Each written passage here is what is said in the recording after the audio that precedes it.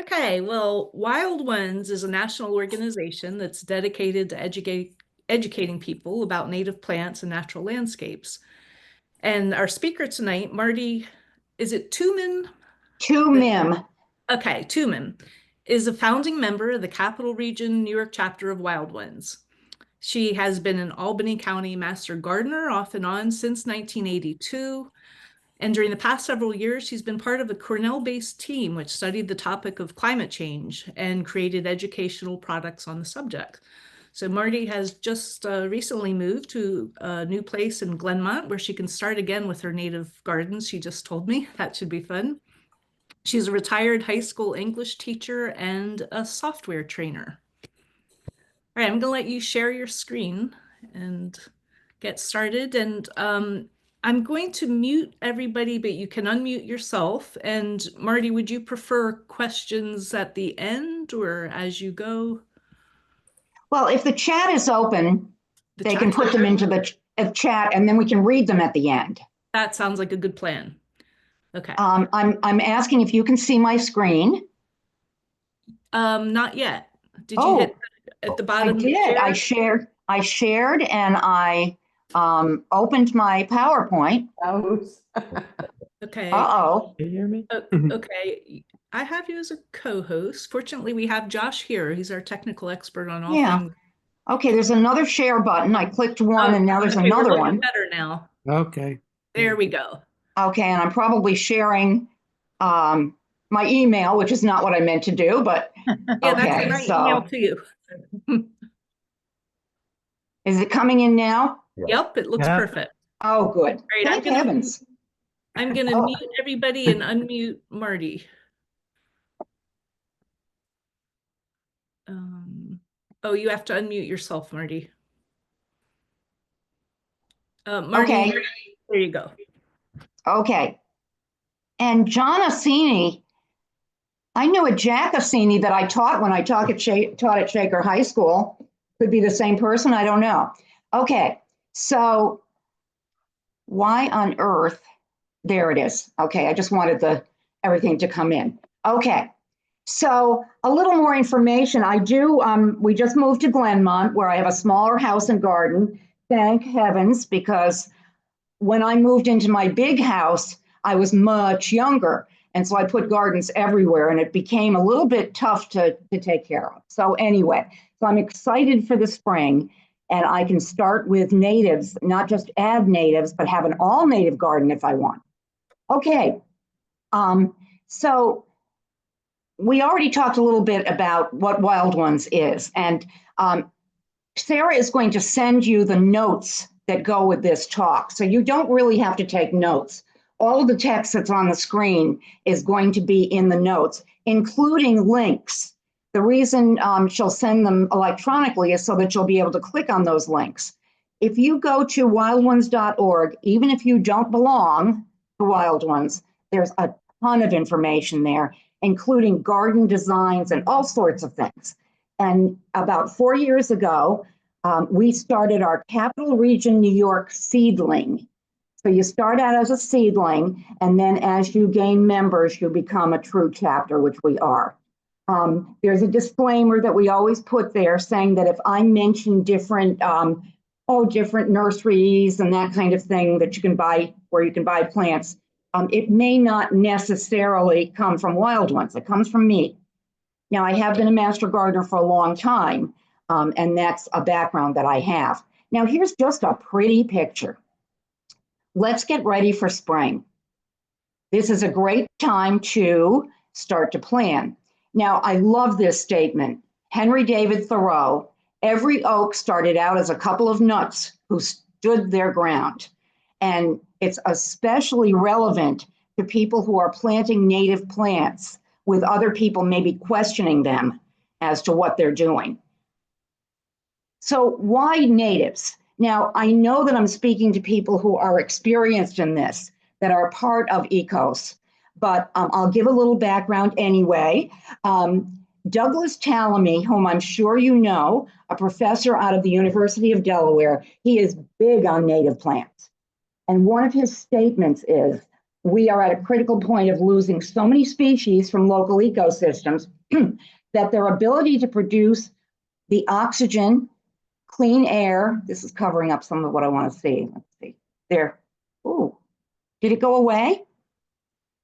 No. Still Yeah, I there. think it's just Okay. on your screen. It looks okay here. Okay. How odd. Okay, well, I have to get back to my screen. But anyway, what he is talking about is the fact that you know what ecosystem services are. They're the benefits from the various ecosystems. So clean water, flood control, pollination, pest control, carbon storage, all these things are ecosystems that sustain us, and they will become compromised if we lose too many species. So biodiversity, and I really like this, biodiversity is necessary. There's Ehrlich's plane image. I happen to really like planes, and I like to travel on planes, which is not good for the environment. But redundancy means resilience. Plant a big diversity of plants, but repetition of plants as well. Now, how many species can we lose before the ecosystem crashes? It's like you can take a rivet out of the plane, it'll still be okay, take another one, but you're going to get to a certain point where it's going to fall apart. Removing a predator can cause another species to become too numerous. Destruction of a food source can cause a species to become extinct in a local ecosystem. So this really disturbs me, and I always put it in. This is hand pollinating fruit trees in China because there aren't enough bees. So they have to go up and they see what they're using there. That is a really frightening thought. So changes to the ecosystem, overuse of pesticides, habitat loss, monocultures in agriculture or a lawn, all attribute to a decline and breakdown of biodiversity in the ecosystem. Now, I'm telling you this as people who, this may be a review for you. You may know this, but you can pass this information on to other people who may not know as much as you do. The loss of insect and bird populations because of the breakdown of biodiversity. And I think of this often. When I was younger, a long time ago, I just remember the windshield would be covered with insects, dead insects, as would the headlights. Now you don't see any. There just aren't as many left. Insects within the ecosystem, most of them are specialists, and they only feed on a particular species of plant that originated here in North America. So you look at something like the monarch butterfly larva, and that likes milkweed. And they're actually the only one that can feed on milkweed because there are toxins in it that other caterpillars can't stomach. And the monarchs have evolved so that they can eat that. So they're the only ones who can eat it, and it's the only thing they eat. So if that host plant goes away, the monarchs will go away. They'll find another place where there are host plants, and eventually they'll die out if there aren't any. So only approximately 10% of insects in an ecosystem are what we call generalists and can eat a lot of diverse kinds of plants. And of course, we're talking the larvae, we're talking the caterpillars. So pest-free ornamentals. Now, I mentioned that I just moved. Well, I moved into a neighborhood, and we came here when we first were bidding on the house, and there are Bradford pears all the way through the whole neighborhood on almost everybody's front lawn. Some people have been smart enough to cut those down and put up something more beneficial. So pest-free ornamental simply means nothing interacts with it. So if no insects interact with it or no caterpillars eat it, well, it's not beneficial. But the ornamental nursery industry has liked this, and they're very slowly starting to learn that this may not be the best. So generally, those ornamentals are foreign to North America. They don't have natural predators, pests, or diseases. So it asks you, how many times have you bought a plant that is advertised as pest-free? I don't remember. I don't think so. But pest-free is inherently unpalatable to insects. and often not susceptible to local diseases, which can be a good thing, but these plants do not pass energy they capture from the sun up the food chain through insects and animals and do not become functioning members of the ecosystem where they are planted. So that's how we eat sun. Sun gets passed through plants to different kinds of animals and up to us. So pest-free ornamentals, it takes a long evolutionary period for a native Were you species. muted? I'm sorry. It takes a long evolutionary period for a native species to adapt to eating different foreign plant species. So for example, my old house had a Norway maple. There is still nothing that interacts with that yet, and it's been in North America for a few hundred years. Plants produce chemicals over time in their leaves, which are not tasty to species that feed upon them. It takes a long time for an herbivore to evolve to be able to digest new plants. So they're talking about the pest-free. They have chemicals that are not palatable to the insects we want to eat them.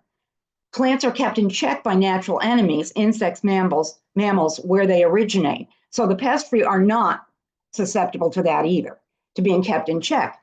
And that's why here's a picture of the Callery pear, the Bradford pear, not a good plant. Spectacular in the spring, and that's about all it's good for, to put out white flowers in the spring. We had some at our other house. They had the good grace to break apart and fall over in a storm. We didn't have to take them down. But that's the story with them and others like them. Now, there are beautiful dogwoods, redbud, all kinds of native trees. This I love, and I hope you've seen it. If you haven't seen it already, the DEC put out, I think it's about 55 minutes long. It's a documentary called Uninvited. And if you click on this when you get your notes, or if you go to DEC New York, you can find Uninvited, and it has different invasives and how they're being removed. And it's just fascinating. They have people stopping trucks on Route 84, and they send a drone up to look at the top. This is what this gentleman's doing. He's looking up at the top to make sure there are no egg masses of invasive species on the top. And then they'll have to stop them and scrape it off. They don't want them going into where the apples, all the apples and grape wineries are. There's another one that shows Scotch broom. Scotch broom can be hard for people to see in the wild because it's under shrubs and other plants. So we have Dia. She's one of many dogs. She's a conservation detective dog and all-around good dog. Good girl, it says. And she will run around and she can sniff out the Scotch broom, and then they put those little yellow flags where it is, and then people can come in and eradicate it because it is an invasive. You probably know that we used to be a zone 5B, which was the colder of 5A, 5B. 5A is up in the Helderbergs. Now we are a 6A, so we're the cooler of zone 6. So we have moved up a bit, which means that perhaps plants can winter over here that we couldn't winter over before. However, it also means that insects and diseases may be able to winter over where they couldn't before. So you have to kind of keep an eye on this. Here's a closer map, and it shows that zone 6 is the green part that goes all the way up the Hudson River. We also, our ecosystem 59I, it's the northeastern coastal zone, and we're the Hudson Valley part of that. Coastal zone means New England coast as well, but we're the coastal zone because of the kind of soil and the kind of weather we have, as well as being on the coast of the Hudson. So an ecosystem, it's an area defined by distinctive geography and receiving uniform solar radiation, sun, and moisture. And I moved up here from New Haven, Connecticut when I came up to college. So that was quite a while ago. And I just love it up here. I find it fascinating. The Hudson River is tidal north to Troy, New York, which I think is great. And these freshwater tidal marshes that are along the river are critical for fish and wildfowl. And so you find all of these as you take the train up from New York City. I also found by reading a fictional mystery story that the East River is actually, it goes both ways, depending on the tides. The Hudson Valley itself, it was shale and siltstone, so it was more easily eroded to form the Hudson Valley. Glacial Lake Albany came along and filled the valley and the surroundings. And then when that water dissipated, it left the Hudson River behind, as well as some sand deposits in an area that we call the Pine Bush. And that's why that is so different. And the habitat is different. The plants are different, and it's very, very sandy. I think there's another one of those down in Georgia, and I think there's one in New Jersey. Just a strange ecosystem, unusual, I should say. So here we are. If you look here, this kind of beige part along the Hudson River here, that's us in 59I. Now, you know this, you need to test your soil pH. So if you're going to work with natives or any kind of plantings, you need to find out what the acidity is in the soil. We have people call us on the hotline, the Master Gardener hotline, and they say, I keep putting fertilizer, manure, all kinds of things on my garden around my azaleas and my rhododendron, and they're not thriving. They're growing a little, but they're not thriving. Well, if it doesn't have the proper acidity for that plant, the plant can't take up the nutrition that it needs. Now, I was using rhododendron and azaleas as an example. There actually are some azaleas that are more native. There's mountain laurel. That's another one that needs it more acid. So if you take it into your local cooperative extension, you can go to Albany or Schenectady, it doesn't matter.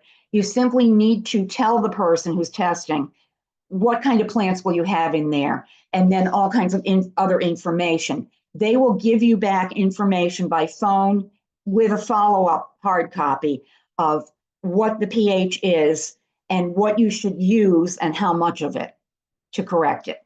So it's a really good option. I know in Albany, $5 for up to 3 samples.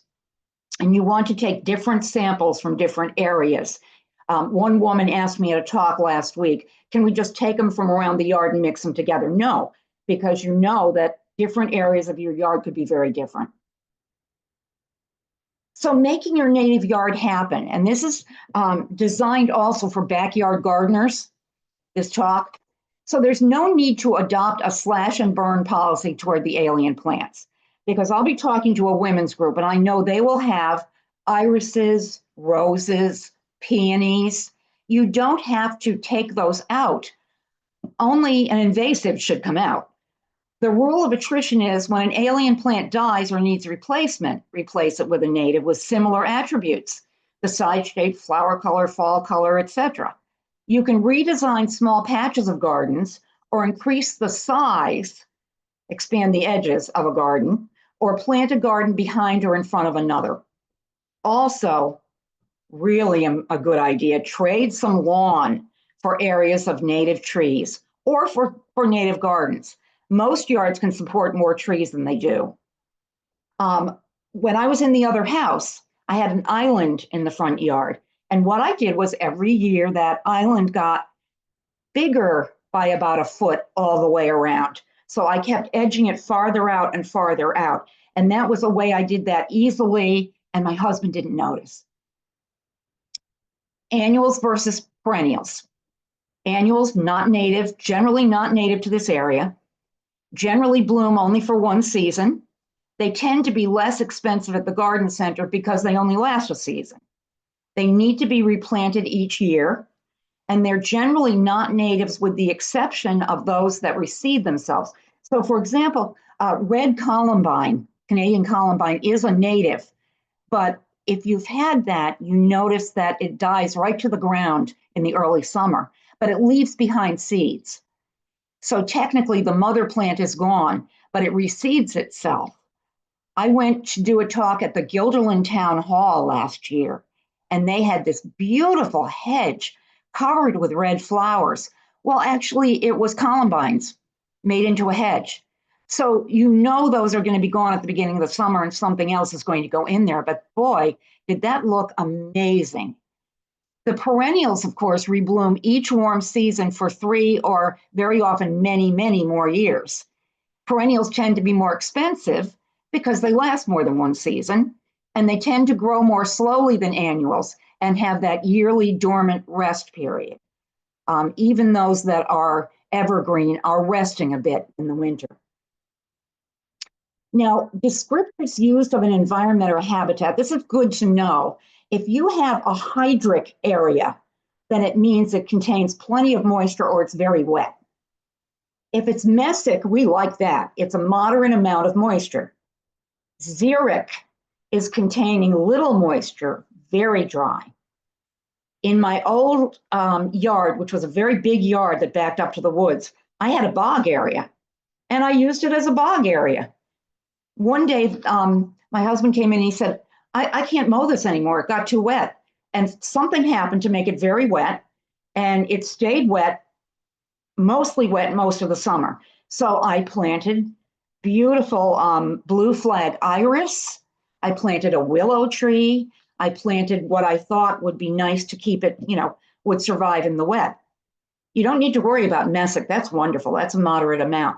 Xeric, what do you do if you have an area that gets very, very dry?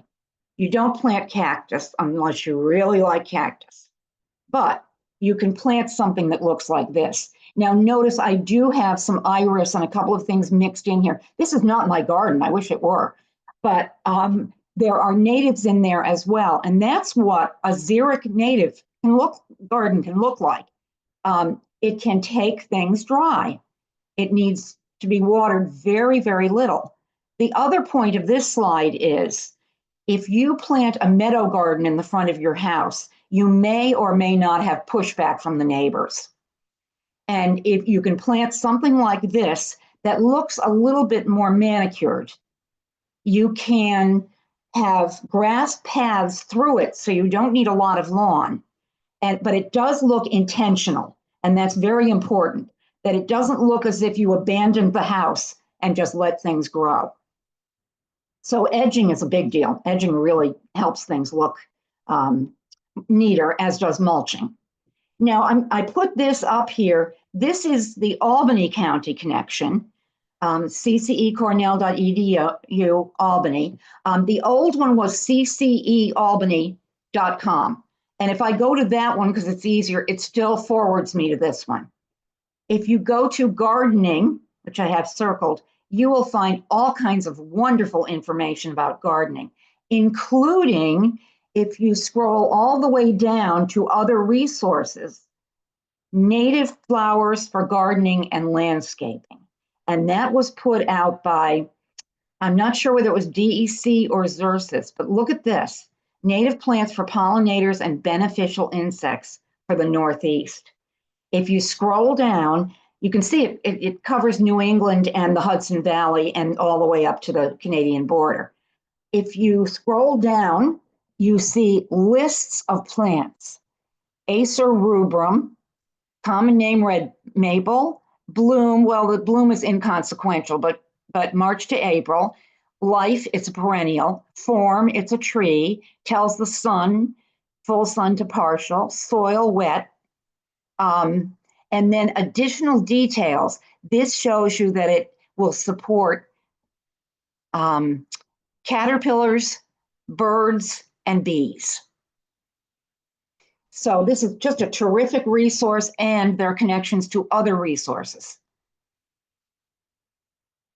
Sarah tells me that they want to put in, Niskiuna wants to put in, well, she does. She's trying to get Niskiuna on board, put in a pollinator garden. So this is great information. Now, the other information we use is the New York Flora Atlas. And if you click on that, it will take you to this landing page. I usually just click on Albany. There's the little triangle with Schenectady up there. You can click on that in order to find plants that are native in your area. So again, scientific name, alphabetically, common name, the family, if you need to know that. Is it a native?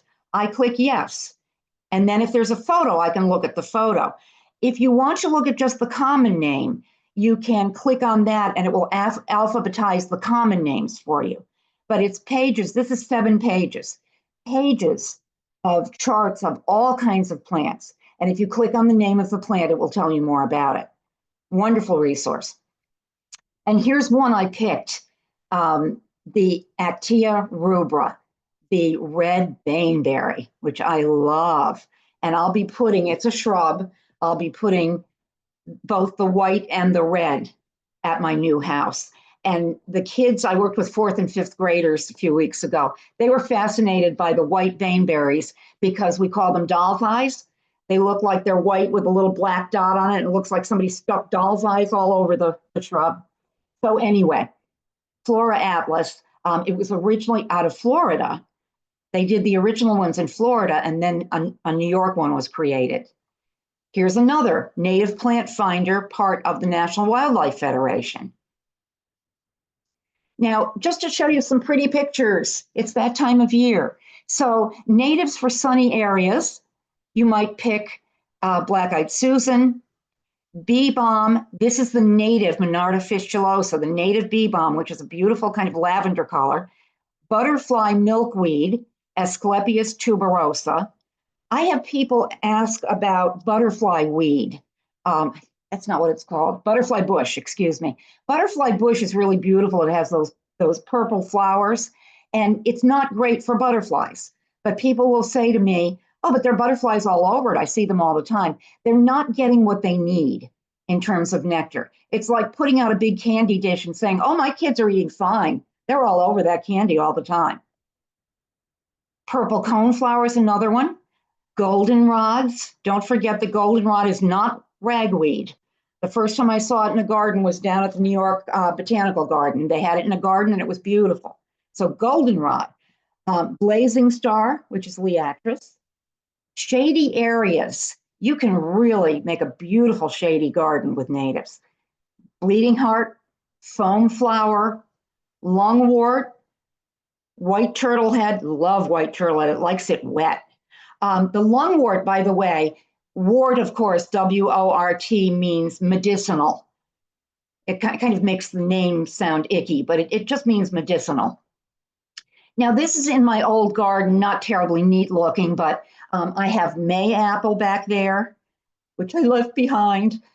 False Solomon seal that looks like a big lily of the valley. Canadian wild ginger that will spread as a wonderful ground cover. And then I also have Japanese forest grass for color and some hostas, not native, but it's a mix. Natives for dry or xeric areas. Okay, they call it xeriscaping. And that means if you have a dry area that's dry most of the time, you still can put beautiful plants in there like butterfly weed, penstemon, common milkweed, the syriaca. That's what the larva from the monarch really like. For wet areas, the turtlehead, like I said, Joe Pye weed, blue flag iris, not the yellow. The yellow can be invasive, it's not a native, and bee balm. Ground covers. And actually, I'm going to tell you about some plant sales coming up. And I noticed that the one at Thatcher Park that will be in May has partridge berry. I can't wait to get some of that. These are teeny tiny leaves, but it will spread as a ground cover if you let it. Sweet woodruff. Violets. I fought my violets for years at the other house, and I thought, why am I doing that? It's a beautiful ground cover. So I let them go, and that's what they did. They happened to be the white ones, and they covered a large area and looked very, very nice. Even when the flowers went away, you had those pretty heart-shaped leaves. Here's the Canadian wild ginger I talked about. And then down here, barren strawberry. So that will spread as well. The sweet woodruff smells just amazing in the springtime. And here's a doggy in the middle of it. That's how it can spread. When the flowers are gone, again, it's a really pretty ground cover. So The other thing you can do is to reduce global warming by planting native trees. They sequester carbon dioxide. They take carbon dioxide out of the air and pull it down into its tissues, and then they hold on to it until the tree dies and fully decays. One large sugar maple can sequester 450 pounds of carbon dioxide each year, and that came out of the US Department of Energy. Unlike a lawn, which has an environmental cost of mowing and watering. Really, lawns are, I hope, going away. I'm seeing more and more talk of making your lawn into something else, either ground cover or planting trees or whatever. And then I just put in a pretty picture. I thought that was a pretty picture with native plants in it. Here's another one. Here's Joe Pye. I love Joe Pye. And I did move some of my Joe Pye over here. And I always include this picture just because I'm fascinated by these guys. On the left, he's hovering by a native Monarda. They love bee balm. And if you haven't seen these, I always point them out to kids because they really do look like hummingbirds. But those 4th and 5th graders, when I showed them this picture, they figured it out. They said, well, the wings are different. It has antennae. It has this long proboscis instead of a beak. They didn't use that word. It has what looks like tail feathers, but aren't. But look at that guy. I just think they are fantastic. And if you see them, they're probably about 2 inches long, and they hover, and they look like hummingbirds. And you can get very close without scaring them and really take a good look at them. Now, here's another video that you might want to watch. Doug Tallamy put forth the idea of having a homegrown national park. And what he means by that is if everybody has a backyard or front yard with native plants for pollinators in it and for birds when they go on their way, then it will be like one big national park throughout the whole country. So those the birds and the insects will have a place to rest, a place to get food, a place to get water. You should have water there. They can rest and then be on their way. And so it will really help out nature incredibly. So the mission is to restore biodiversity and ecosystem function because every human being on this planet needs diverse, highly productive ecosystems to survive. So the call to action is to have individual homeowners and property owners. So not just homeowners. We put a pollinator garden in front of our town hall in Bethlehem. Land managers, farmers, anyone with some soil to plant in would start this new habitat by planting native plants and removing most invasives. In this area, there are so many of those common reeds, the Phragmites, and the problem with those is they don't do anybody any good, and they grow into such a big territory that the waterfowl don't have anything to eat. They're looking for duckweed and other kinds of plants in the water, and those get sent out because the common reed gets so big. So it's the largest cooperative conservation project ever conceived or attempted, and a lot of us are doing that. And you can actually go to his site for Homegrown National Park and put in that you have one because he's putting together a map. Now, here are the books. These are sort of our Bibles, and I don't know, maybe for you too. He started out with The Living Landscape with Rick Dark. They were both professors. And in the back of that first book, he has charts that are similar to some I've shown you, where it tells you about the plant and what it supports, all the information about it and what it supports. Bringing Nature Home, how you can sustain wildlife with native plants. And then he wrote Nature's Best Hope, and that's the one about the Homegrown National Park. Then he wrote The Nature of Oaks, because he feels oaks are truly the keystone plant.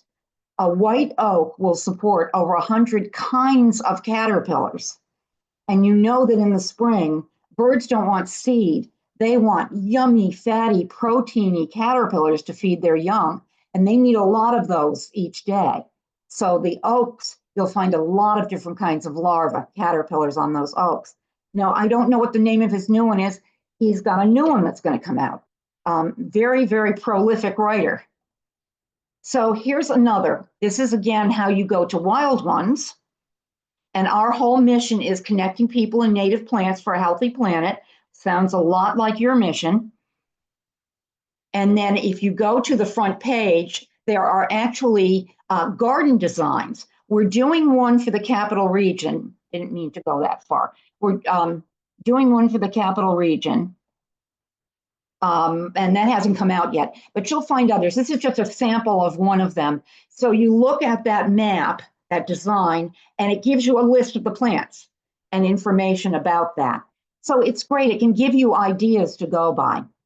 And then here is your cooperative extension. And there's the circled gardening. You can go to gardening.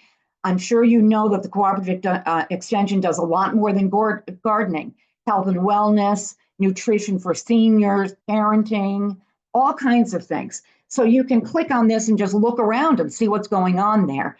It is in Schenectady County for your convenience.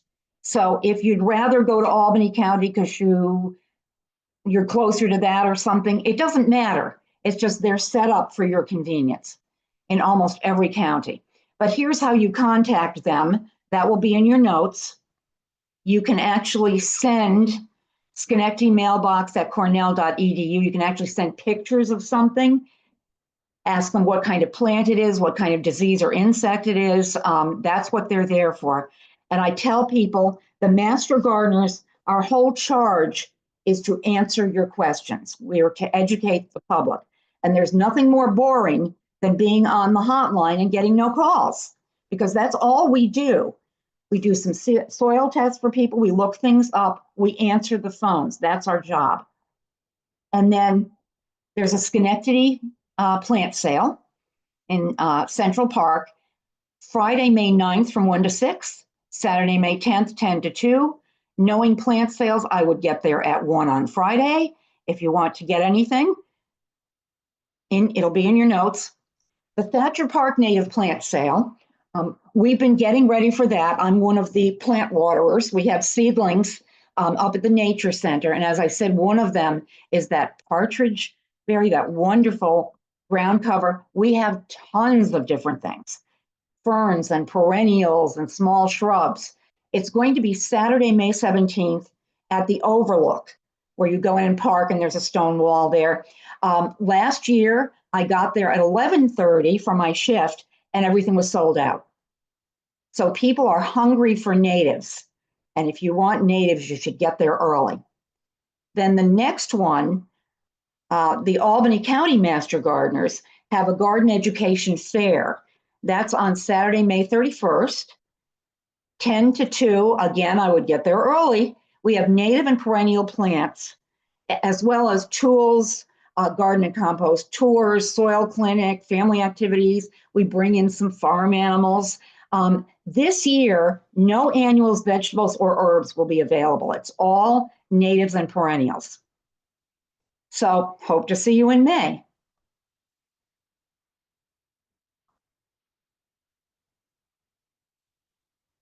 Sarah, are you there? Yep, that was fantastic. If you stop sharing the screen and everybody is welcome to unmute themselves, maybe we can just all see each other when you stop your screen share, Martie. What I'm gonna do, yeah, let me just get in here. Okay, share screen, return to meeting. Maybe that'll do it. You know, it's always different. Is it at the bottom under share? It is not there right now. It's not the usual, there it is. It's up at the top, I found it. There we go. Okay, and I'm gonna let everybody unmute themselves, and you can either speak up or raise your hand and I can try and let's start with the typed question, which was actually the same as my question from Mike. Where do you actually get the kits for the soil testing? Oh, okay. That's a good question. I didn't make that clear. We do the testing.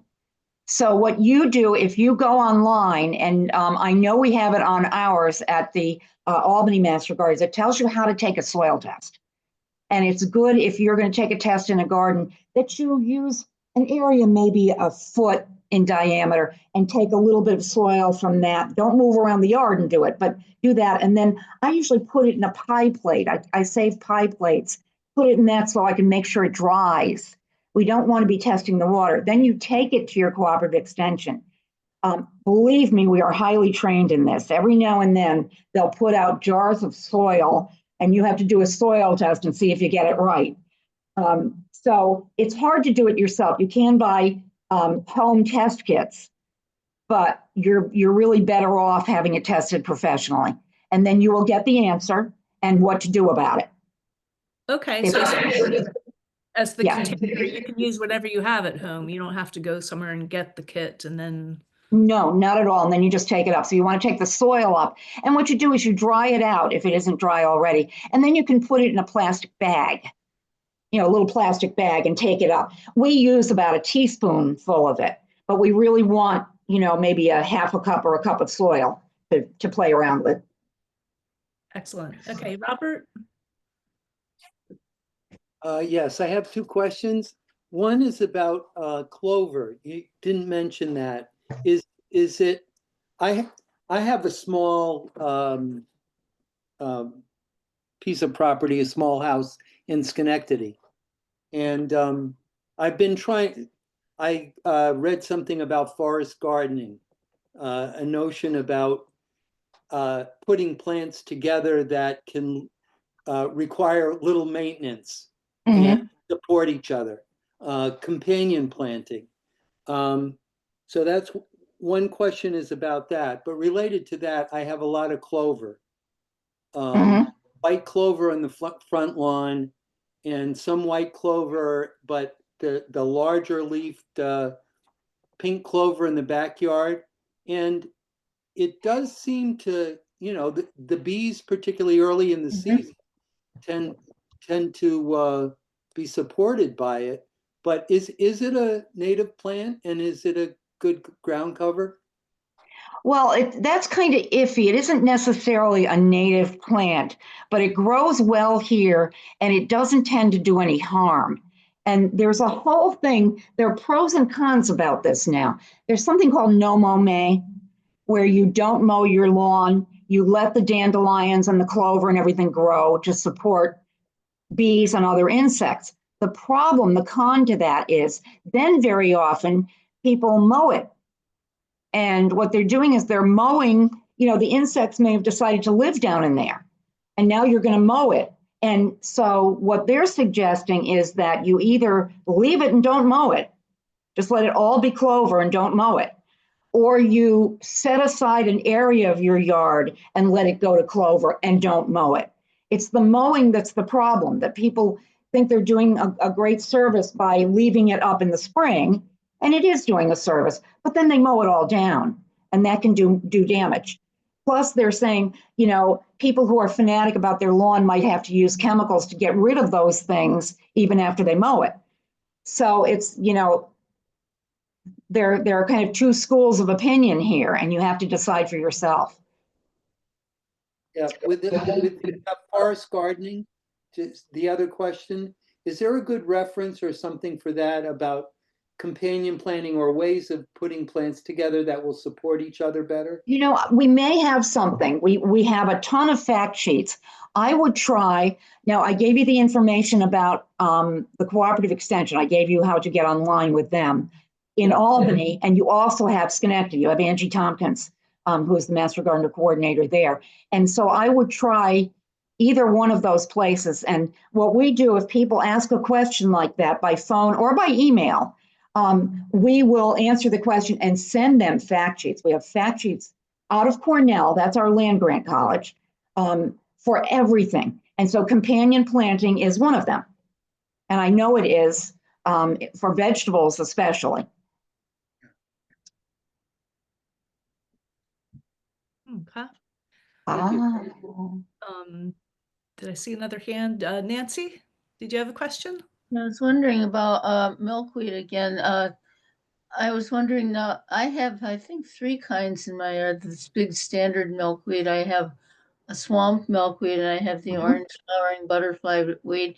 Do the butterflies like all of those, or is there any one of them that they particularly prefer? Well, the larva like the common one, but then you've got the swamp milkweed and you've got the butterfly weed, which the other pollinators will go to. I mean, all three of those are wonderful. They're native and they're wonderful. So keep all three of them. Yeah. And basically, you can keep just about anything as long as it's not invasive. And Okay. somebody, I can see here, Sarah, that Michael Howard asked where in Schenectady it's a cooperative extension.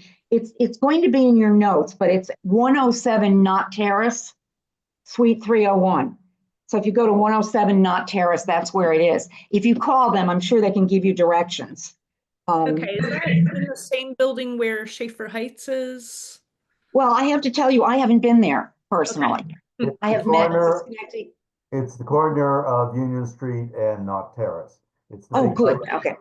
Okay. So just go into the high rise, not the lower, newer one, and go up to the third floor. Okay. Mike, did you have another question there? I think you're muted, Mike. Mike, turn your audio on.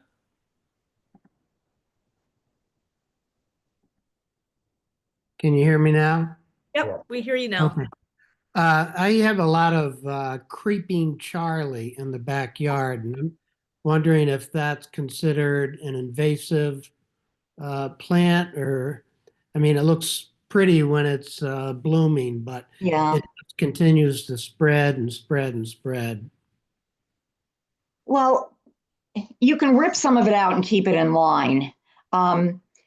Generally, it's not terribly invasive. Sometimes the real invasives are the things where they spew out seeds, get into the woods, that sort of thing. And that generally is just, it can be a nuisance to people, but it's not really an invasive. Now, if you go to DEC New York, Department of Environmental Conservation, they have a list of invasives and alternatives to use. I don't think that's among them. I don't think creeping Charlie is among them. It's just something that gardeners don't particularly like.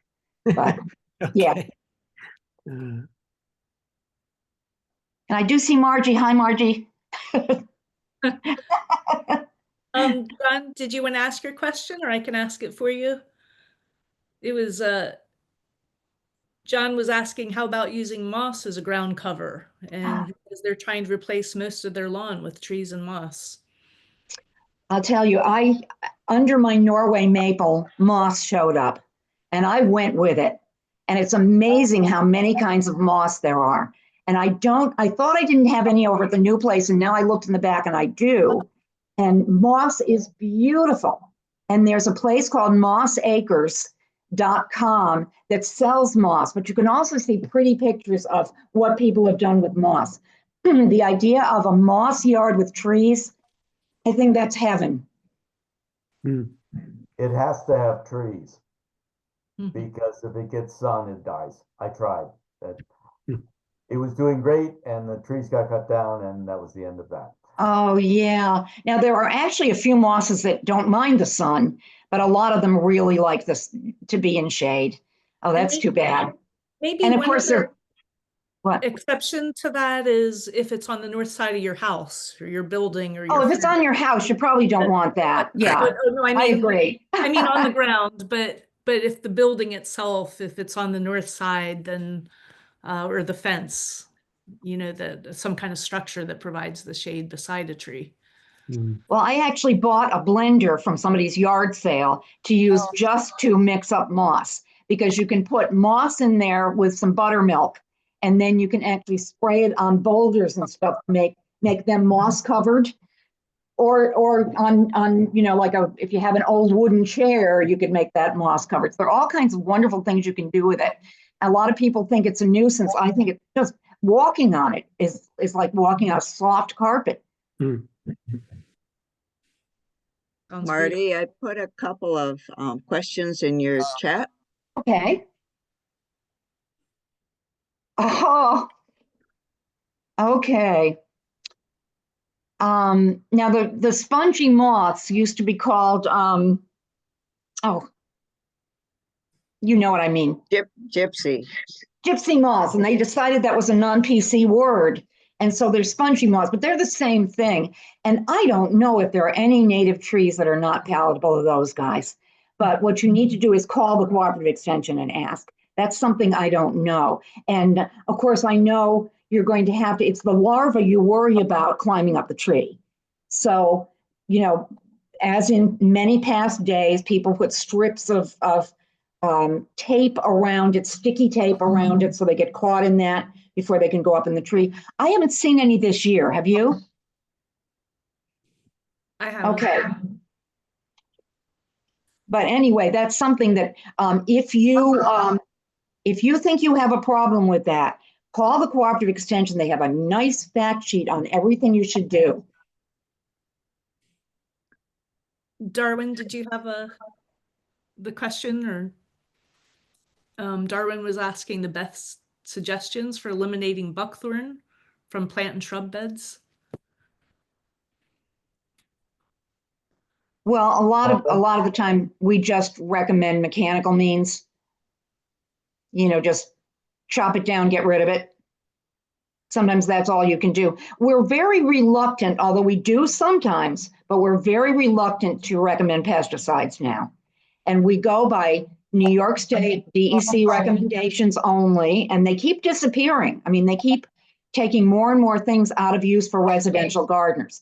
We have a commercial side that we're residential, the master gardeners. There is a commercial person where there are some pesticides that farmers can use on their crops, but residential gardeners cannot. So I would again recommend that you call. They have the definitive information. And I also noticed that Margie had asked about a good resource for poisonous native plants, like buttonbush, baneberry. Lots of them are poisonous. And so I would go through DEC.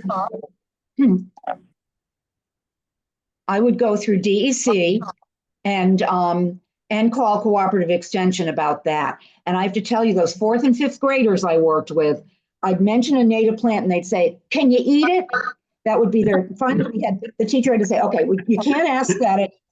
Don't eat anything in your yard or the woods." That was their main question. Baneberry, "Oh, that's cute. Can you eat it?"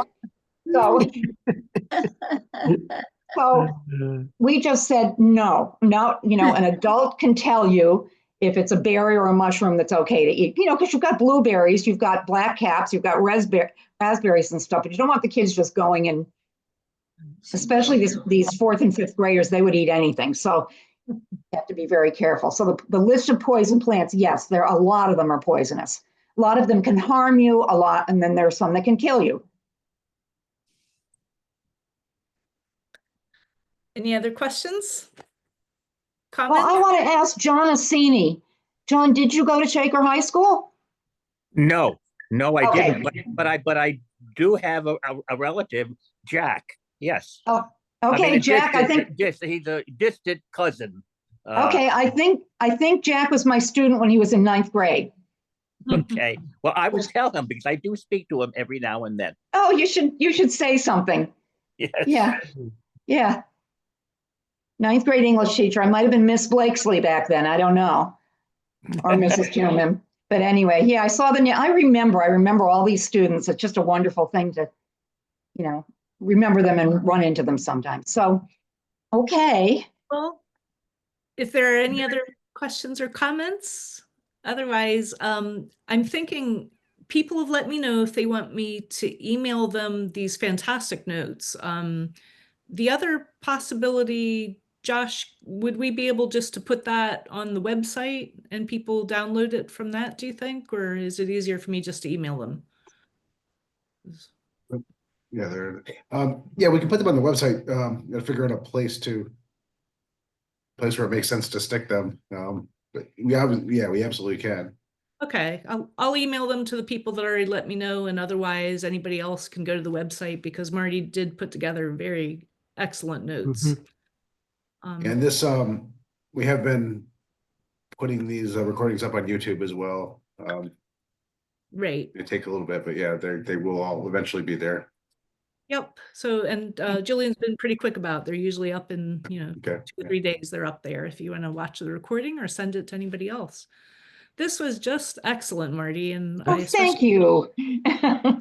I really appreciate your moderate view, and it's not all or nothing. And I think sometimes that's where people get stuck. It's like, they feel the judgment and the all or nothing. You got to be completely native and murder all your other plants that have been there for 10 years.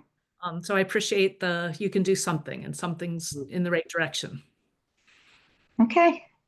So thank you so much. Thank and you. we will be in touch, and I'm sure actually I'm going to have some more questions for you. Okay. Okay. All right. Thank you. All Thank right. you. Goodbye, everybody. Bye. And Bye. next month will be about complete streets. So we will send the information out on that. All right. Have a good night. Thank you. Bye.